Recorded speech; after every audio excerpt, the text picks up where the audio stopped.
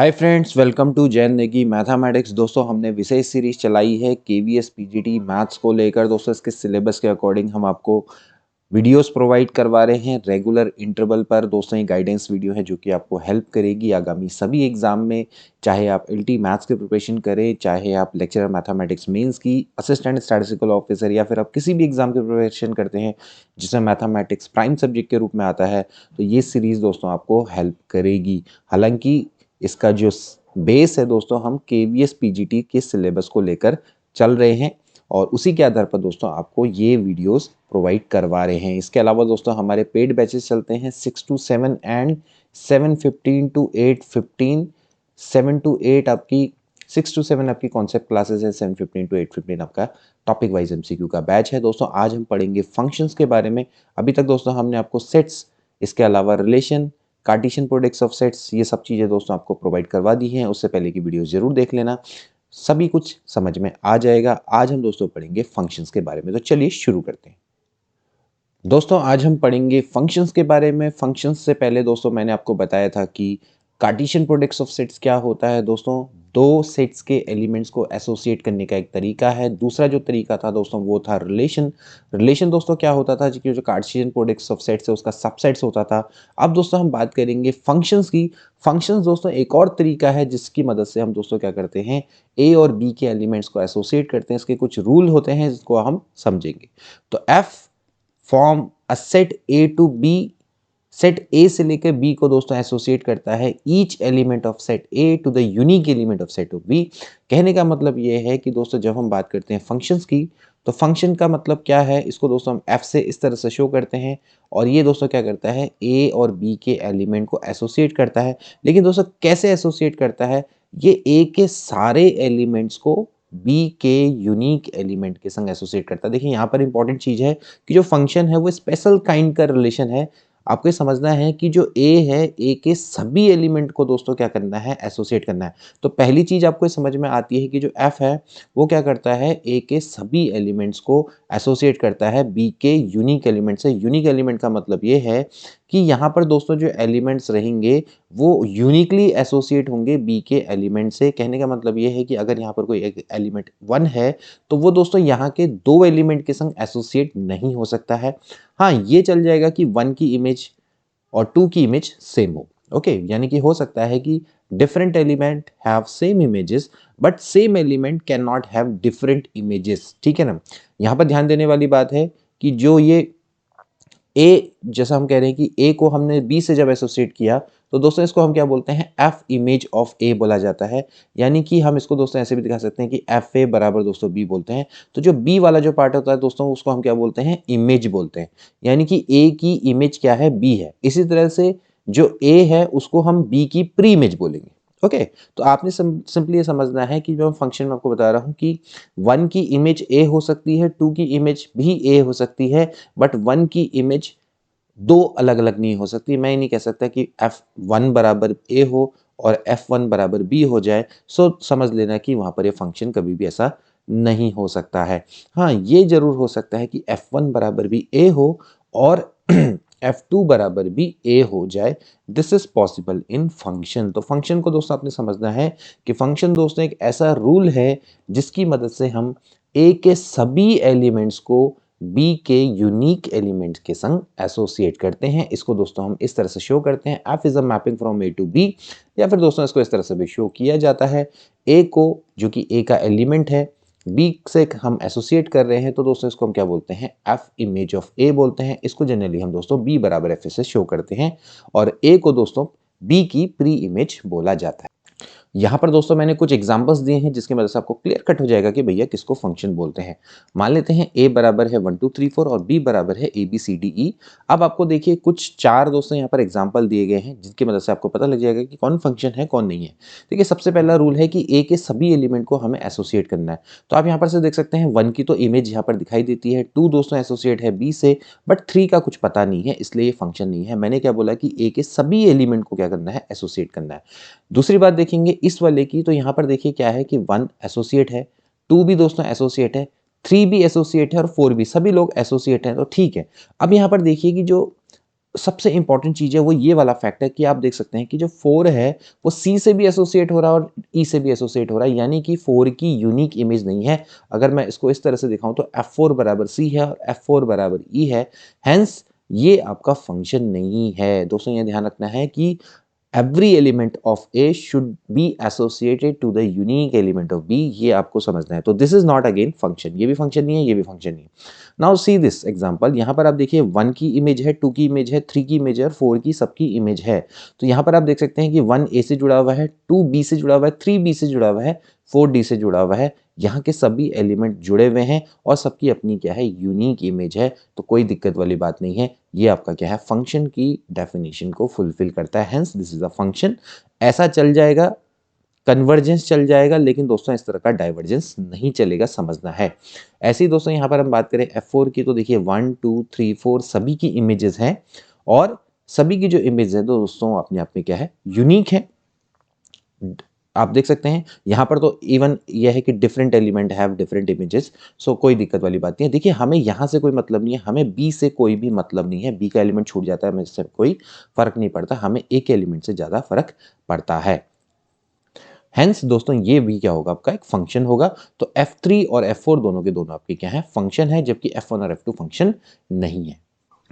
अब दोस्तों बात करेंगे भैया domain, codomain and range of the function क्या है।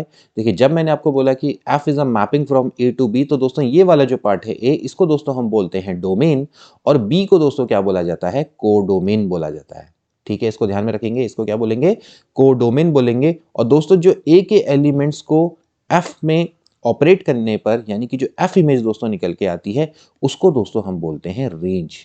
उसको क्या बोला जाता है, रेंज बोला जाता है। तो जनरली जो FA होती है वो सबसेट होती है B का, यानी कि वो B के अंदर ही होती है। देखिए आपको जो मैंने पहला एग्जांपल यहाँ पर दिखाया था, तो यहाँ पर से आप साफ साफ देख सकते हैं कि this is a example of function. So यहाँ पर आप देख सकते हैं कि दोस्तों ये जो A है ये आपका डोमेन है, जो B है पूरा का पूरा एक को डोमेन है। अब हम बात करेंगे दोस्तों इसकी रेंज की, तो रेंज आप देख सकते हैं कि A B और D, तो आप क्लियरली देख सकते हैं A B D are the range of this function. Okay, similarly ये भी दोस्तों आपका फंक्शन है, तो ये तो आपका पूरा डोमेन हो गया 1 2 3 4। कोडोमेन की बात करेंगे तो A B C D E, और इसके बाद दोस्तों अगर हम रेंज की बात करेंगे तो B C D E जिससे जुड़ा हुआ है B C D E, ये इसकी क्या कहलाएगी, रेंज कहलाएगी। क्लियरली है कि जो रेंज है दोस्तों वो सबसेट है B का। तो सिंपली आप इसको रेंज को FA से भी शो कर सकते हैं कि A के एलिमेंट की आपने क्या निकालनी है, F इमेज निकालनी है। तो बस सीधी सीधी बात है कि आपको क्या मिल जाएगा, आपको रेंज मिल जाएगी और कुछ नहीं। नाउ कुछ एग्जाम्पल देखते हैं जिससे कि हमें बहुत आसानी से पता लग जाएगा। देखिए यहाँ पर A है और B है, कंसिडर रूल है कि भाई f(x) बराबर x स्क्वायर। तो आप देख सकते हैं कि ये फंक्शन है या नहीं है। सिंपली आप देखिए कि क्या हर एलिमेंट एसोसिएट होता है या नहीं होता है। अगर नहीं हो पाता है तो इसका मतलब दोस्तों ये क्या है, फंक्शन नहीं होगा। अगर नहीं होगा एसोसिएट तो देखेंगे। ठीक है, तो सबसे पहले आप देखिए कि जब आप f(x) बराबर एक्स स्क्वायर करते हैं तो -2 का क्या हो जाएगा दोस्तों, स्क्वायर हो जाएगा। सिंपली आप समझ लीजिए f(x) बराबर x square, so it simply means that f-2 बराबर हो जाएगा -2 का स्क्वायर। -2 का स्क्वायर क्या होता है, 4 होता है। तो देखिए यहाँ पर 4 दिखाई देता है, बिल्कुल दिखाई देता है। -1 का स्क्वायर करेंगे तो यहाँ पर 1 आ जाएगा, 0 का स्क्वायर करेंगे तो 0 आ जाएगा, 1 का स्क्वायर करेंगे तो फिर से 1 आ जाएगा, और यहाँ पर अगर आप 2 का स्क्वायर करेंगे तो 4 आ जाएगा। तो दोस्तों ये आपका क्या है, फंक्शन है, क्योंकि यहाँ का हर एलिमेंट यहाँ से जुड़ा हुआ है। कोई दिक्कत वाली बात नहीं है, हर एलिमेंट की अपनी क्या है, इमेज है और यूनिक इमेज है, साफ साफ यहाँ पर दिखाई देता है। तो कोई दिक्कत वाली बात नहीं है, ये दोस्तों आपका एक फंक्शन को फॉर्म करता है। ऑन दी अदर हैंड दोस्तों अगर हम यहाँ पर देखें, यहाँ पर है कि आपका फंक्शन है from natural to natural, natural to natural यहाँ पर दिखाई देता है। और ये इस तरह का फंक्शन है कि f(x) बराबर है 2x-3।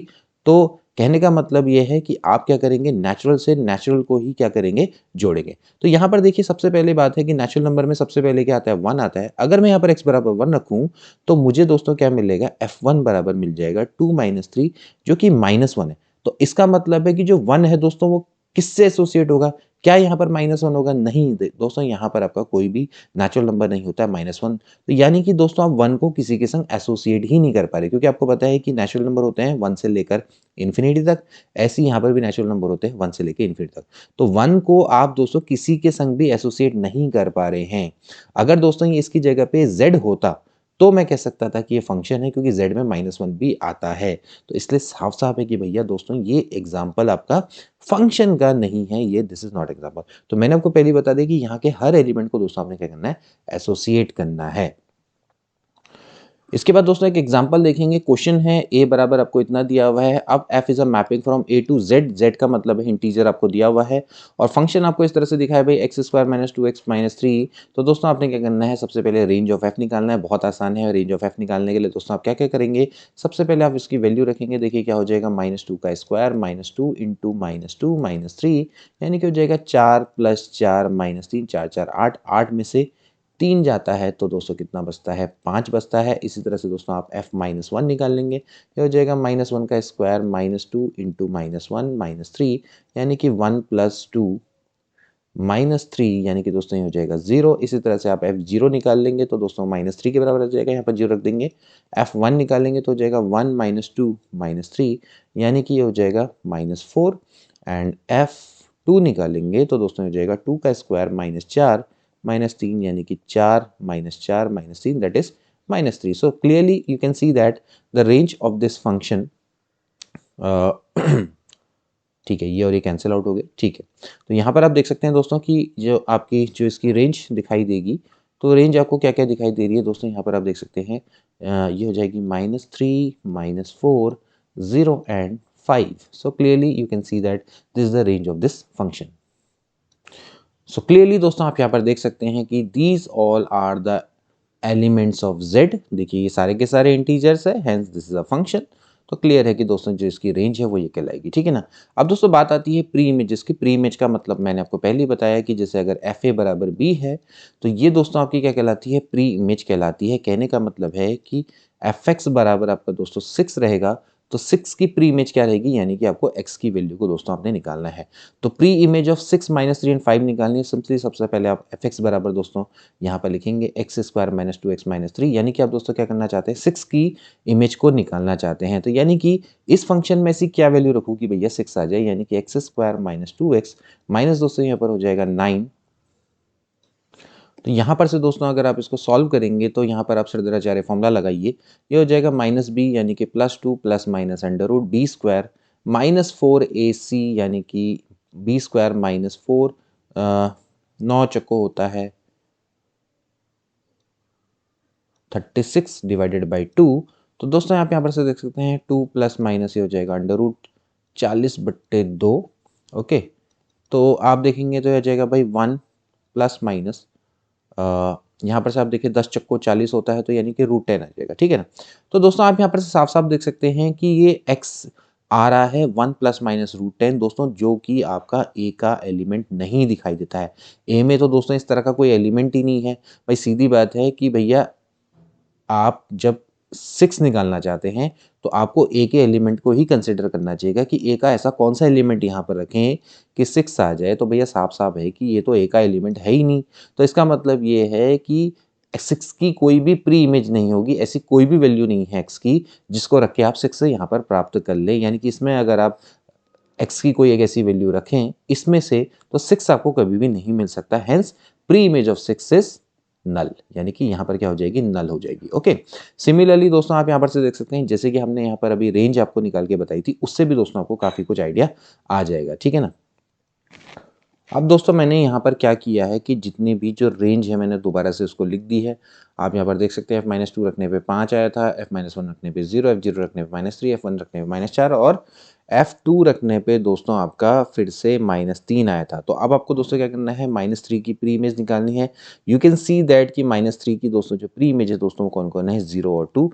तो 0 और 2 इसका क्या हो जाएगा, राइट आंसर हो जाएगा। ठीक है, यानी कि हम आसानी से रेंज की मदद से भी इसको निकाल सकते हैं। अदरवाइज जो दूसरा तरीका रहेगा वो बराबर आप क्या रख देंगे, -3 रख देंगे और इसके बाद इसको सॉल्व कर लेंगे। सिमिलरली आप देख सकते हैं जो 5 है, 5 की दोस्तों अगर आपको प्री इमेज निकालनी है तो वो आपकी क्या हो जाएगी, -2 के बराबर हो जाएगी। So in this way you can find out the pre image of the given you can say the values. Okay, तो इसके भी रिस्पेक्ट में आप दोस्तों इस तरह से इसको निकाल सकते हैं। तो दोस्तों आज की वीडियो के लिए इतना ही। आई होप कि आपको आज की वीडियो अच्छे से समझ में आई होगी। फंक्शंस क्या होता है, उसका रेंज क्या होता है, डोमेन क्या होता है, कोडोमेन क्या होता है, सारी चीज़ें आपको अच्छे से समझ में आ गई होगी। ऐसी वीडियो के लिए आप दोस्तों हमारे चैनल को सब्सक्राइब कर सकते हैं। पहली बार आ रहे हैं तो लाइक करना ना भूलें। इसके अलावा एक घंटी होती है, उस बटन को जरूर दबा दें, जिससे कि आपको जब भी हमारी वीडियो आई तो उसका नोटिफिकेशन मिल जाए। ज़्यादा से ज़्यादा अपने दोस्तों के बीच में शेयर करें। मिलते हैं अगली वीडियो में। Good bye.